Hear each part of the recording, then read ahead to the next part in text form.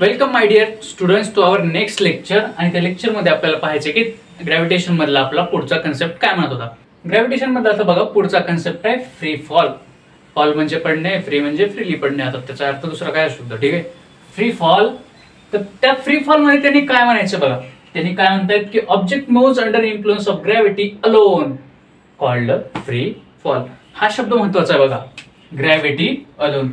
तिथे दुसरा कोणताच फोर्स नाही लागला पाहिजे. म्हणजे जिथे ज्या ऑब्जेक्टवर दुसरा कोणताच फोर्स नाही लागला गेला, फक्त ग्रॅव्हिटीच्या इन्फ्लुएन्स मध्ये तो पडतोय, त्या कंडिशनला आपण फ्री फॉल असं म्हणतो. ठीक आहे. बघा आता आपण दगड एखाद्या ठिकाणी आपण दगड पकडला, ठीक आहे. आणि दगड पकडलाय आणि त्या दगडावर काय काय बघा, खालून आपण काय केलंय, अपोजिट फोर्स लावलाय आणि त्याला ग्रॅव्हिटी ओढण्याचं काम करते. पण आपण त्याला वर धरतोय म्हणजे आपल्या हाताचा फोर्स दगडावर लागतोय, ग्रॅव्हिटीचा फोर्स त्याच्यावर खाली लागतोय. इथं काही त्याच्यावर फ्री फॉल आहे का? नाही. म्हणजे काय, त्याची इनिशियल व्हेलॉसिटी 0 पण आहे आणि फ्री फॉल पण नाही. पण जसं आपण ऑब्जेक्ट तो सोडून दिला, हाच दगड पकडला होता, तो सोडून दिला, इनिशियली त्याची व्हेलॉसिटी काय होती, 0 होती. आता तो ऑब्जेक्ट पडत चाललाय म्हणजे त्याची व्हेलॉसिटी वाढत चालली आहे अंडर ग्रॅव्हिटेशनल फोर्सच्या इन्फ्लुएन्स मध्ये किंवा ग्रॅव्हिटेशन मध्ये. त्याची व्हॅल्यू काय करत चालली आहे, वाढत चालली आहे आणि त्याची व्हेलॉसिटी देखील वाढत चालले. पण या इथे काय व्हायले बघा, अर्थवर पडताना त्याच्यावर एअरचा फोर्स अपोज करतोय त्याला आणि बाइंड फोर्स सुद्धा लागतोय. त्यामुळं ट्रू फ्री फॉल जो आहे तो व्हॅक्यूम मध्ये पॉसिबल आहे. त्या व्हॅक्यूम मध्ये दुसरं काहीच फोर्स लागत नाही. फक्त ग्रॅव्हिटी जेव्हा आपण फोर्स लावला त्याच्या अंडर जो इन्फ्लुएन्स मध्ये तो ऑब्जेक्ट पडतो, त्या ऑब्जेक्टला आपण फ्री फॉल असं म्हणतो. म्हणजे काय, so at free fall initial velocity of object u equals to 0 आहे. Goes increasing due to acceleration due to gravity. ते ऍक्सेलरेशन ड्यू टू ग्रॅव्हिटी जेव्हा जी त्याच्यावर ऍक्ट होतं तेव्हा फ्री फॉलची व्हेलॉसिटी ती वाढत जाते. During free fall frictional force due to air opposes and buoyant also acts on object. ठीक आहे. त्यामुळं true free fall possible in vacuum only. जसं मी आता सांगितलं त्याप्रमाणे हे सगळे नोट्स पॉईंट दिले गेले. For freely falling object velocity reaching अर्थ, म्हणजे जेव्हा तो ऑब्जेक्ट इथून सोडला आणि अर्थच्या सरफेसवर म्हणजे येऊन पडला, तिथली व्हेलॉसिटी किती होती, ती वाढत गेली कमी होत गेली ती. आणि टाइम टेकन फॉर इट, त्या ऑब्जेक्टला इथून इथपर्यंत पडण्यासाठी लागलेला टाइम, ह्या दोन्ही कशाने कॅल्क्युलेट होतात, न्यूटन्स इक्वेशन ऑफ मोशन. त्या न्यूटनच्या इक्वेशन वरून आपण त्याची व्हेलॉसिटी आणि टाइम कॅल्क्युलेट करण्याचं काम करतो. ठीक आहे. फ्री फॉल मध्ये आता इनिशियल व्हेलॉसिटी काय असेल, u इक्वल्स टू 0. म्हणजे बघा ऑब्जेक्ट इथं होता, त्याला आपण सोडला, एकदा टाइम ऑफ इन्स्टंटला सोडल्यानंतर त्याची स्टार्टिंगची व्हेलॉसिटी इनिशियल व्हेलॉसिटी काय असेल, 0. मान्य. Acceleration a equals to acceleration due to gravity असेल, कारण ग्रॅव्हिटी त्याला खेचण्याचं काम करते, म्हणजे a इक्वल्स टू g असेल. ठीक आहे. So we can write it as, म्हणजे इक्वेशन जे दिले होते न्यूटन्सनी, इक्वेशन ऑफ मोशन जे नववीमध्ये आपण पाहिले, 9th क्लासमध्ये जे आपण इक्वेशन्स ऑफ मोशन्स पाहिलेत, त्यामध्ये त्या इक्वेशन्सला आपण a च्या जागी जर g लावलं, v इक्वल्स टू at होतं, तर v equals to gt, s equals to half gt आणि v square equals to 2gs. हे आपण इक्वेशन लिहू शकतो का? लिहू शकतो. परफेक्टली मॅच होते, आपण लिहू शकतो. ठीक आहे. For calculating motion of an object throne upwards, acceleration is negative, that is direction opposite to velocity, so minus g taken. ठीक आहे. आता त्या ऑब्जेक्टची मोशन कॅल्क्युलेट करण्यासाठी काय बाबा, ऍक्सेलरेशन निगेटिव्ह घेण्यात आले, म्हणजे -g आपण त्याची व्हॅल्यू घेतली आणि त्याच्यामुळे काय होतंय, डायरेक्शन त्याची अपोजिट टू व्हेलॉसिटी आहे, त्याच्यामुळं -g त्याची व्हॅल्यू घेण्यात आलेली आहे. मॅग्निट्यूड ऑफ g सेम आहे, बट त्याची व्हेलॉसिटी काय डिक्रीज होत चालली आहे ड्यू टू निगेटिव्ह ऍक्सेलरेशन. ठीक आहे. ऍक्सेलरेशन निगेटिव्ह लागल्यामुळे त्याची व्हेलॉसिटीची व्हॅल्यू ही कमी होत जाणार, कारण त्यांची डायरेक्शन वेगवेगळे आहेत. व्हेलॉसिटीची आणि ऍक्सेलरेशनची ही डायरेक्शन ही अपोजिट आहे. ठीक आहे. So the moon and artificial satellite, ह्याच्या दोन गोष्टी आहेत, मून आणि आर्टिफिशियल सॅटेलाइट.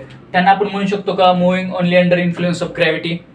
ठीक आहे, म्हणू शकतो, कारण त्यांच्यावर फक्त ग्रॅव्हिटी एक्झर्ट होते आणि त्यामुळे आपण त्यांना फ्री फॉल मध्ये आहेत असं म्हणू शकतो. दस they are in free fall. हा होता फ्री फॉलचा कन्सेप्ट. ठीक आहे. आता आपण फ्री फॉल पाहिला, आपल्याला पाहायचे की ग्रॅव्हिटेशनल पोटेन्शियल एनर्जी हा छोटासा कन्सेप्ट आपल्याला पाहायचा आहे. ठीक आहे. काय म्हणतात त्याला, energy store in an object because of its position of state called potential energy. Object मध्ये तो ज्या पोझिशनला आहे त्यामध्ये थोडीशी काहीतरी पोटेन्शियल एनर्जी असते.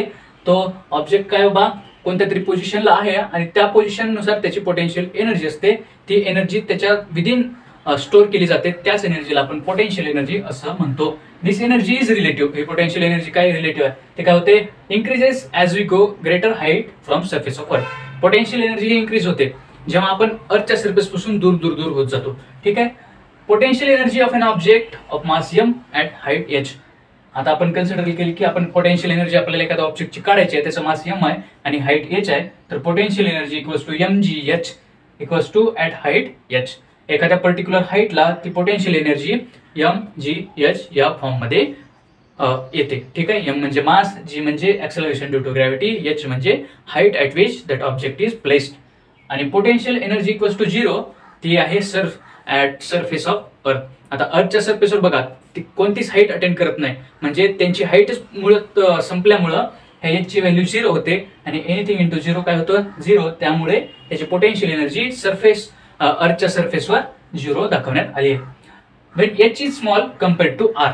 ठीक आहे. म्हणजे जी हाईट एखाद्या ऑब्जेक्टनं ट्रॅव्हल केली आहे अर्थच्या सरफेस पासून, ती आर म्हणजे काय, रेडियस अर्थच्या रेडियसनुसार खूप कमी आहे. म्हणजे आता बघा, रेडियस काय 6400 किलोमीटर, पण जर हाईट आपण ट्रॅव्हल केली आहे फक्त 10 किलोमीटर.